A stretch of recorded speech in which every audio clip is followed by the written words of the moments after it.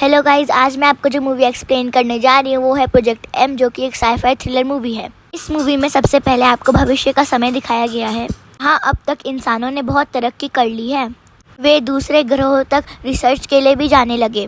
भविष्य में पृथ्वी के सारे रिसोर्सेस कम हो गए और सबसे ज़्यादा कमी पानी की हो गई, जिसकी वजह से वर्ल्ड वॉर 3 शुरू होने की कगार पे है।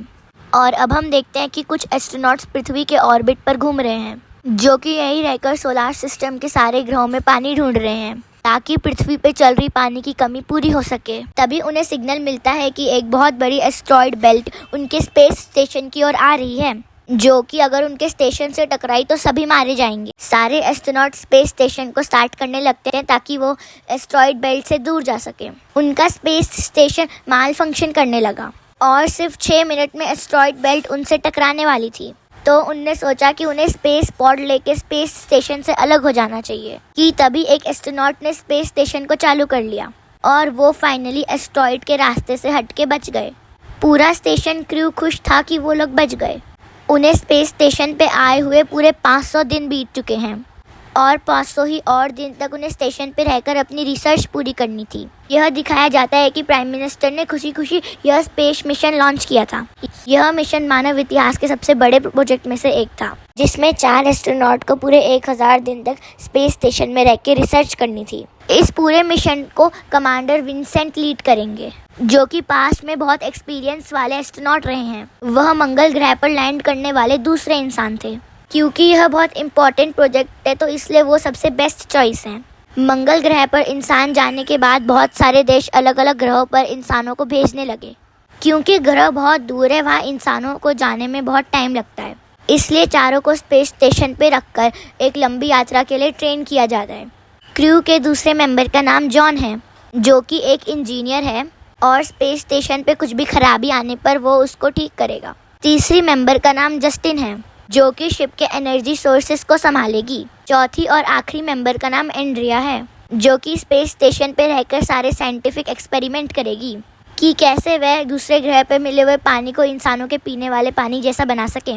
इसके साथ ही एंड्रिया सारी क्रू मेंबर की साइकोलॉजिकल डॉक्टर रहेगी, क्योंकि उसको इस फील्ड में भी डिग्री हासिल है। विंसेंट ने अपने इंटरव्यू में बताया था कि वो मंगल ग्रह में जाने वाला दूसरा इंसान था, लेकिन बाकी के ग्रहों पे जाने वाला वो पहला इंसान बनना चाहता है। क्योंकि शिप में एनर्जी लिमिटेड है तो इसलिए 4 क्रू मेंबर को ही इसमें रखा गया है। वो चारों के चारों अपनी अपनी फील्ड में सबसे बेस्ट रहे हैं। अब मूवी में प्रेजेंट टाइम में दिखाया गया है कि इन चारों को स्पेस स्टेशन पे रहते हुए 900 दिन पूरे हो चुके हैं और उन्हें स्पेस स्टेशन में 100 दिन और बिताने हैं। इन 900 दिनों में उन्हें अपनी फैमिली से दूर रहने के कारण उन्हें अपनी फैमिली की बहुत याद आती थी, लेकिन उन्हें पता था कि आने वाले सुनहरे भविष्य के लिए उन्हें यह सब सहना पड़ेगा। तभी जॉन को पृथ्वी के बेस कैंप से एक बहुत ही इंपॉर्टेंट मैसेज आता है। जॉन सारे क्रू मेंबर को इकट्ठा करके वो मैसेज दिखाने लगता है। मैसेज में बताया गया था कि उन्होंने जो प्रोब अलग अलग ग्रहों में भेजे थे, उनमें से एक प्रोब ने जुपिटर के उपग्रह यूरोपा पर पानी ढूंढ लिया है और साथ ही ये भी बताया है कि इस पानी को आराम से इंसानों के पीने लायक बना सकते हैं। पूरी दुनिया में ये खबर फैल चुकी थी और सब लोग बहुत खुश थे। सब वैज्ञानिक दावा करने लगते हैं कि इस डिस्कवरी के बाद इंसानी प्रजाति बहुत प्रोग्रेस करेगी। प्राइम मिनिस्टर यह घोषणा कर देती है कि जो 4 लोग स्पेस स्टेशन पे भेजे गए हैं उन्हें पृथ्वी पे आने के बाद यूरोपा पे भेजा जाएगा, ताकि वो लोग पानी को यूज करने के लिए इम्पोर्टेंट डेटा पृथ्वी को भेज सकें। स्पेस स्टेशन पे भी आज चारों एस्ट्रोनॉट बहुत खुश थे और उन्होंने खुशी को सेलिब्रेट करने के लिए पार्टी भी की और उन्होंने ड्रिंक करके स्पेस स्टेशन का प्रोटोकॉल भी तोड़ा। सेलिब्रेट करने के बाद वो लोग जुपिटर की ओर देखने लगे, जहाँ की उन्हें अपने अगले मिशन पे जाना था। लेकिन जब सब लोग इस डिस्कवरी की खुशियाँ मना रहे थे कि तभी खबर आती है कि हमारे सूर्य की एक्टिविटी में हलचल हो रही है और हो सकता है आने वाले दिनों में हमें सोलर फ्लेयर्स का सामना करना पड़ेगा। हालांकि सभी को लग रहा था कि ये सोलर फ्लेयर्स खतरनाक नहीं होंगी। कुछ समय बाद स्पेस क्रू को अर्थ से बहुत हैरान कर देने वाली खबरें मिली। दरअसल बहुत सारे देशों ने एक दूसरे पर परमाणु अटैक कर दिया। पृथ्वी पर पानी की कमी होने के कारण बहुत सारे देश एक दूसरे से लड़ रहे थे, लेकिन यूरोपा पे पानी मिलने की खबर देखकर लग रहा था कि युद्ध नहीं होगा। लेकिन अचानक कई सारे देशों ने एक दूसरे पर अटैक कर दिया और इन न्यूक्लियर अटैक में लाखों लोग मारे गए। स्पेस शटल में लोग समझ नहीं पा रहे थे कि हालात अचानक से इतने खराब कैसे हो गए। स्पेस क्रू को बताया जाता है कि सबकी फैमिली सुरक्षित है सिवाय विंसेंट के, क्योंकि उसके बेटे को काफ़ी गंभीर चोटें आई थी। विंसेंट क्रू को बोलता है कि 1000 दिन जल्दी पूरे होने वाले हैं, हम जल्दी ही अर्थ पे जाएंगे। लेकिन अगली टीम जो उनको रिप्लेस करने वाली थी, उनका लीडर गैब्रियल भी अटैक्स में मारा गया है। तो हो सकता है कि उनकी बाद वाली टीम यहाँ ना आ सके। यह सुनकर एंड्रिया रोने लगती है क्योंकि गैब्रियल उसका होने वाला पति था। विंसेंट अपने बेटे से वीडियो कॉल पर बात करता है।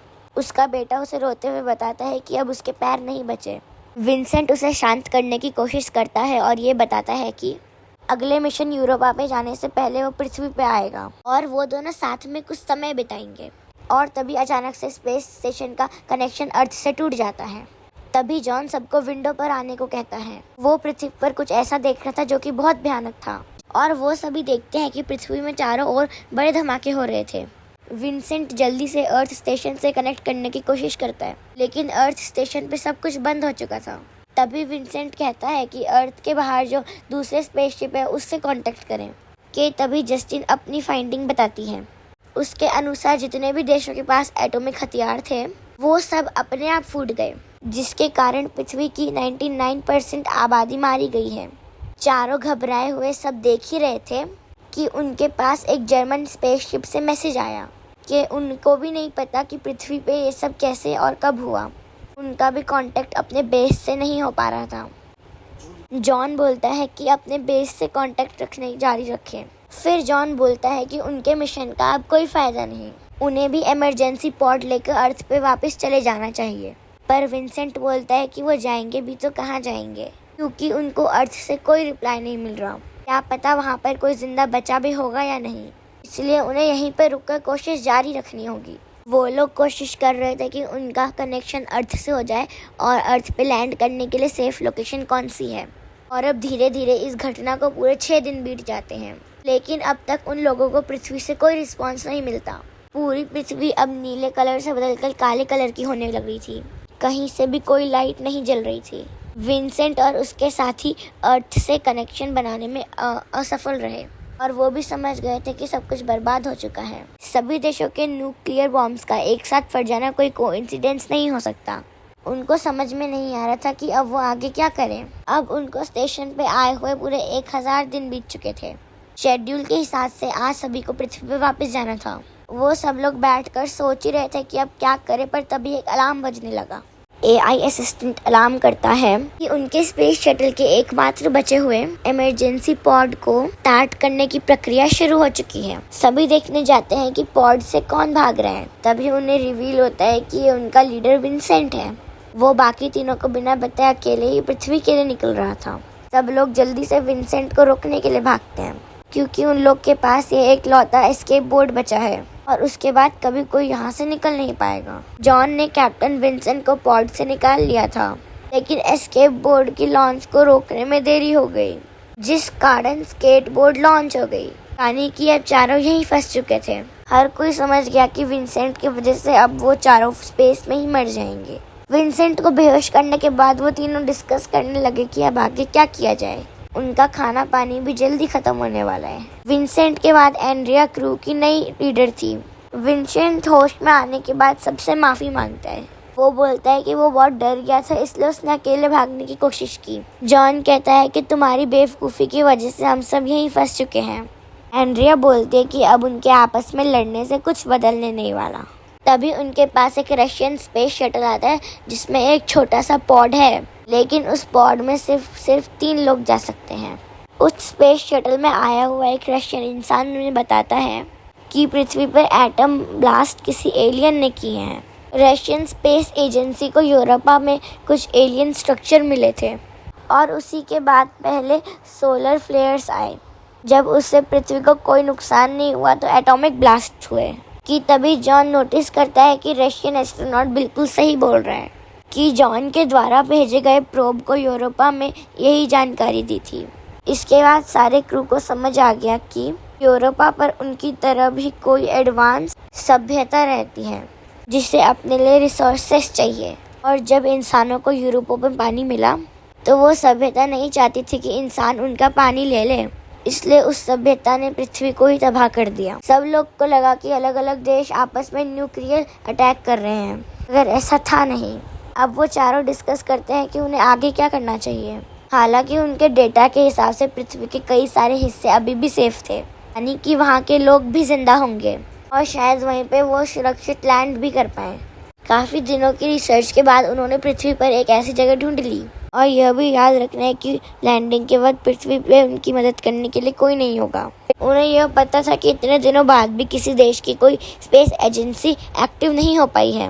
विंसेंट अनाउंस करता है कि इस स्केप बोर्ड में सिर्फ 3 लोग ही जा सकते हैं। इसलिए विंसेंट बोलता है कि वो खुद यहीं रुकेगा, क्योंकि उसकी वजह से पहले ही एक स्केप बोर्ड वेस्ट हो चुका है, जो कि विंसेंट की गलती से लॉन्च हुआ था।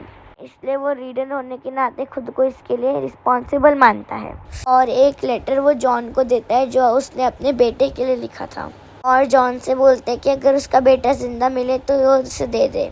और जब वे लोग निकलने ही वाले थे तब जॉन वो लेटर विंसेंट को वापस कर देता है और विंसेंट से कहता है कि वो लेटर ये खुद ही अपने बेटे को देना, क्योंकि जॉन अपने आप को सबसे काबिल मानता है और जॉन चाहता है कि वो यहीं स्पेस स्टेशन में रह के एलियन पे रिसर्च करे।